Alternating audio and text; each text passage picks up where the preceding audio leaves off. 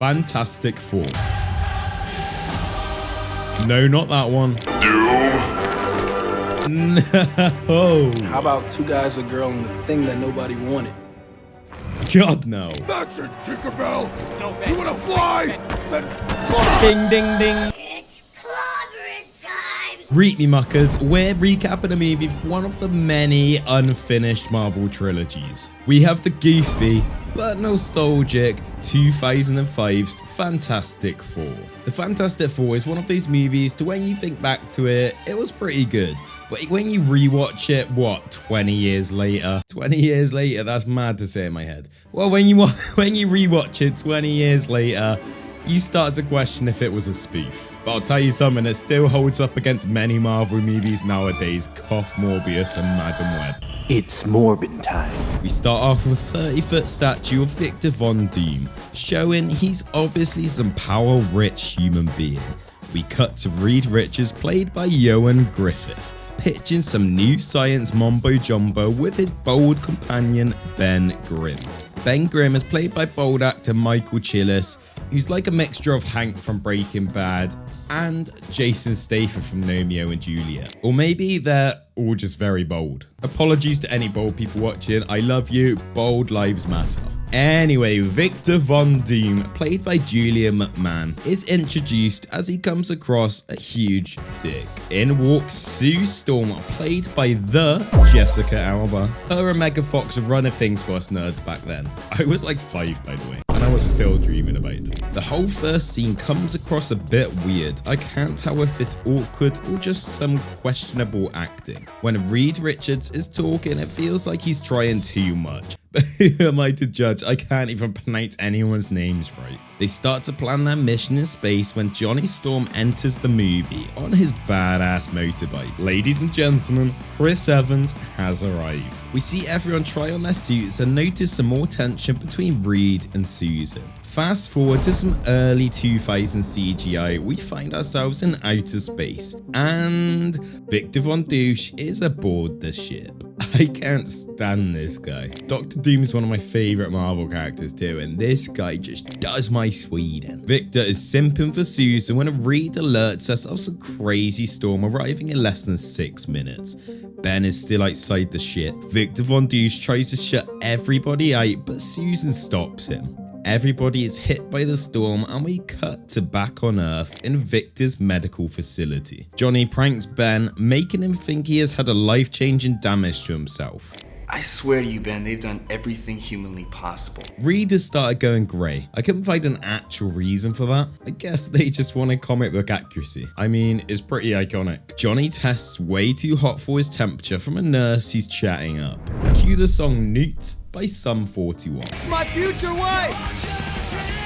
Very iconic song choice for this era of movies. We see Johnny pulling out some fire tricks on a snowboard as he literally catches fire, crashes, and creates a man-made hot tub. Naturally, he asks his girl if she cares to join him. Johnny Storm, the Rizzler. We see a cute date between Susan and Reed as we discover both of their powers. Reed stretches and Susan becomes invisible. We also see Victor notices some strange occurrences. We also see Ben transforming into the Mighty Thing. Reed stretches his arm into which looks like an episode of Jimmy Neutron. Ben has travelled home as we see him trying to dial a public phone. We then see Ben's fiancée Debbie, played by Laurie Holden, who appears in The Walking Dead, X-Files, and The Boys. Ben is looking sexy in his hat and long coat and reveals himself to Debbie. No, not that way, silly. Debbie runs, and Ben is left heartbroken. We see Ben sat on a bridge talking to a pigeon who decides to crap on him. We then see a guy looking to jump off the bridge when Ben kind of talks him out of it. Yes. You think you got problems? You take a good look, pal. Do you think the thing can swim, by the way? I want to see that. Like, surely he just sinks. No way he's holding himself up in the ocean.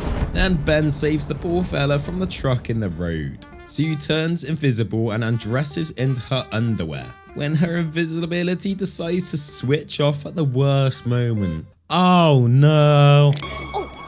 Wow, you've been working out. Shut up! Johnny has a lot of snarky quotes in this movie. I like it. He's a good character that Chris Evans actually played very well. I think the whole casting in this movie is pretty good, other than Victor Von Doom personally. I honestly would be happy if they all like took their roles back in the Fantastic Four. We got the new boys coming in, don't we? Like Pedro Pascal and that. Like, Johnny saves the girl from an explosion. Pretty lucky to be fair, because for all he could have known, he could have turned that girl into like a beef brisket hugging her that tight. Susan does some cool wizardry stuff, creating a force field, and Ben continues to try save people from the mess he accidentally started. Mr. Stretchy Man saves the fallen fireman, and Ben finally stops the fire truck from falling. Everyone applauds the orange bold Ben as Debbie arrives, who doesn't want that rock meet and leaves their engagement ring on the floor. Debbie, that is absolutely horrible, you ang. The crew instantly becomes celebs, and we see our beloved Stan Lee cameo. Welcome back to the Baxter, Dr. Richards. I've got the usual for you. Good to have you back, sir. Thanks, Willie. Rest in peace, the go. You know, I guess one person can make a difference. Susan braces for an old photo album of her and Reed, showing us that she's still got feelings for him. Victor lashes out at Reed for the way the space mission went, and Ben steps in like some sort of bodyguard. Victor sees some signs of his power in the elevator as he punches the wall right in its face. Reed tests and researches the team's powers. We see Ben's organs are made out of rock too. Johnny gets so hot he melts the titanium box and almost reaches the temperature of the sun. Mad. We find out Reed and Susan split up before because Reed wouldn't make the next step and move in with Susan. You fumbled the bag there, Reed, I must admit. We discover Victor's entire biophysical structure is changed into an alloy stronger than diamonds. The scientist is concerned that Victor could have a disease that could spread to the world, so he wants to notify people to help. But Victor wants to keep it to himself and throws the dude at a wall. Dun dun dun. Reed discovers that the uniforms they wore in space was affected by the storm, so the suits can actually work side by side with their abilities, meaning Sue's outfit can turn invisible, Reed's can stretch, and Johnny's can catch fire.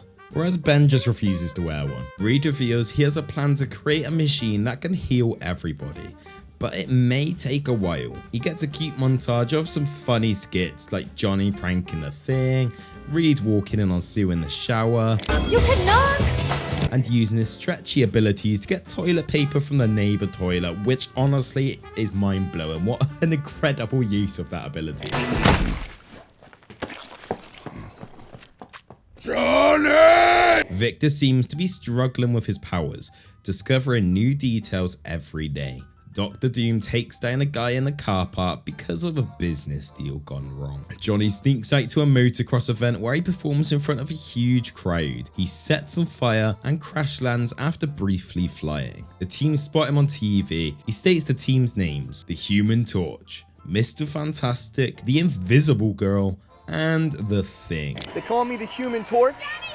Ladies call me Torch. Ben wasn't happy about being named the Thing on live TV and gets into a bust up with Johnny. Johnny argues with everyone as Johnny wants to own his new lavish lifestyle, whereas everybody else wants to be cured. And now we see a disguised Ben walk into a bar and the barman says, "Why the rocky face?" Sorry, I had to do that. It's not remotely funny. I don't know why I said it, but we move. Ben gets touched up by some blind woman who is not Debbie. In fact, she is Alicia. Ben seems to like having his rocky body rubbed, and Alicia seems to dig him.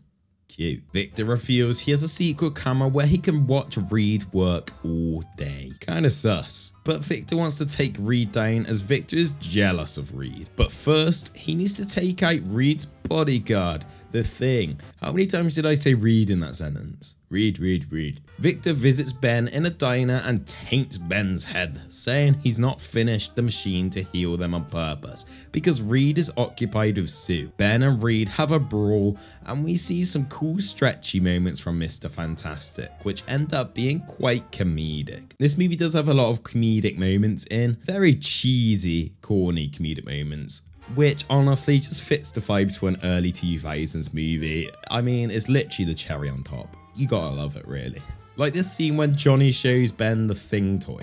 It's clobbering time! It's catchy, right? We see Reed Richards testing the machine on himself, which Sue told him not to do. Victor watches the tower from a distance and sees the flashing from the machine. Reed walks out completely fine until he starts to melt. Half his body starts stretching down and Reed can't walk. He's like a melting cornetto right now. Victor talks to Ben and now getting Ben to step foot in the machine. Von Doom lifts the door of the container holding the powers of the storm, and what looks like he absorbs all the sort of power. What looks like he absorbs the storm and all its power. As we know from the comic books, Dr. Doom is constantly just trying to become stronger and stronger because he just wants godlike abilities. He wants to be the strongest thing in the entire universe, you know. The thing is transformed into his regular body.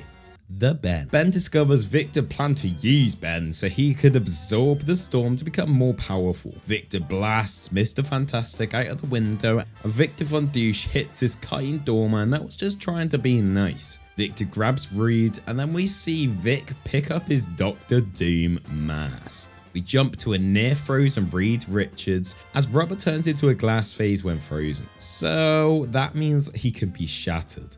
Rough. I guess Victor is officially Dr. Doom at this point. He's got a voice like Siri and wears a metal mask. Painful? You don't know the meaning of the word. So I guess it's safe to say he is now Dr. Doom. I don't know why I said it like that. He's not Dr. Doofenshmirtz. Doofenshmirtz Evil Incorporated!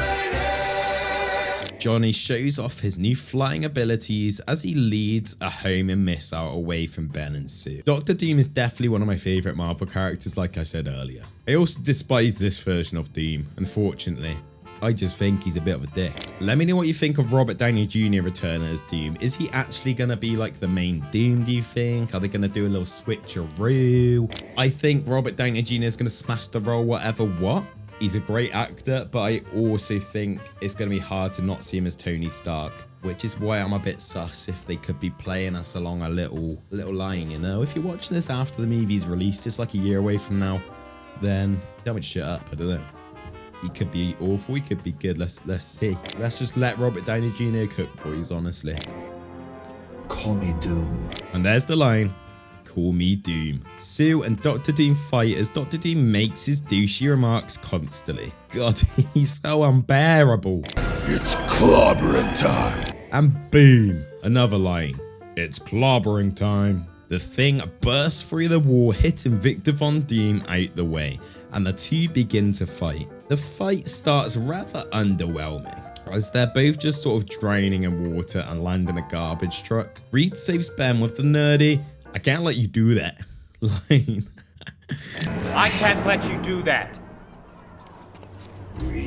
Then does nothing because Sue manages to save Ben. Johnny flies in and boom, we have the Fantastic Four versus Dr. Doom. Doom absorbs nearby electricity and uses it to attack them. Reed becomes a big parachute type thing and wraps Dr. Doom up like a burrito. And Johnny makes a cool flame tornado. Sue uses her abilities to make a force field to surround Johnny's flame to keep the heat from damaging everyone else and also make it a lot hotter. Flame on, kid. Ben uses water to spray the boiling hot Dr. Doom, which freezes him on the spot. He went from a burrito to an ice pop in seconds. They showed some pretty cool teamwork and abilities in this scene, but bruh, it was like 20 seconds long. Come on, man. All Doom did too was just throw some electric shocks here and there, like, underwhelming, man. We see the Thing with his custom Nike's clothing and his brand new girlfriend, Alicia, who we saw in the bar earlier. Johnny is chatting away to some girls as usual, and Reed proposes to Sue with a ring made out of a gasket from the spaceship. Nerd. The movie ends with Johnny creating the Fantastic Four logo in the sky out of his flame trail, and we see Dr. Doom being shipped away in a container. But we see signals scrambled on a table, which is a little sus. Where are they shipping Dr. Doom to? We'll find out in number 2. Overall, it's a pretty solid movie. It's held its ground well. The CGI is pretty the CGI is awful. But it's the early 2000s. You gotta expect bad CGI. It's part of that culture. It's an art. I think the cast did a great job over than Victor Von Doom. I did really like the characters in this Fantastic Four movie. But is the movie overhated? In a way, it is. But also, it has this weird cult following, which I'm sure you're probably a part of if you're watching this video. And to be fair, I'm probably a part of that weird cult following too, because I'd watch it again over and over and over and over. Right now, it stands the best thing we have for Fantastic Four live action. I mean, the new Fantastic Four is releasing in a couple months, so that could take over my opinion, and I'm sure it probably will. But we'll see. You never know with Marvel, especially the last few years.